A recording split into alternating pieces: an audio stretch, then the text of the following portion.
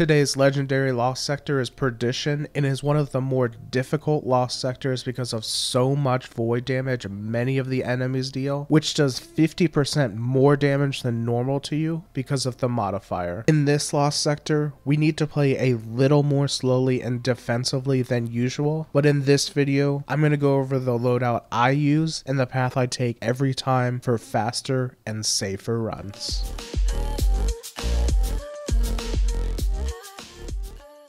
Hi guys, I'm Legionless and this channel is about helping you enjoy your games more. If you want to enjoy your games more, subscribe to the channel to get recommended more Destiny 2 content on the channel, like what are the best rolls you need to get on the new weapons in Beyond Light. Make sure to comment down below if you have any other tips for this lost sector, and follow me on Twitter for more Destiny content. If you need specific tips for running this lost sector on the class you're running, there's links in the description below to a quick guide on the loadout to run on your class for quick and easy runs. In this lost sector, you're going to run into 2 barrier Hobgoblins and 2 Overload Minotaurs. Our loadout is going to need to be able to stun both of these champions easily, as well as have enough damage to reliably be able to kill them before they just run right through us. Every champion kill gives you an extra revive, and killing all champions should give you a higher chance at getting an exotic drop from the chest. The recommended power level is 1250, so you should be as close to this as possible, but it's still pretty doable if you're 20 levels under. You won't have the fastest runs, but you also won't be so weak that you won't stand a chance. You take extra damage from any arc damage, and while you're in the air, void damage you deal and receive is also increased by 50%, which is why Minotaurs and the boss will one-shot you if you're really low power level, and will get you to really low health if you're closer to the recommended power level. My usual kinetic scout rifle, Ariana's Vow, and heavy weapon loadout isn't going to work in this lost sector because of the countless arc shields in this lost sector. For this lost sector,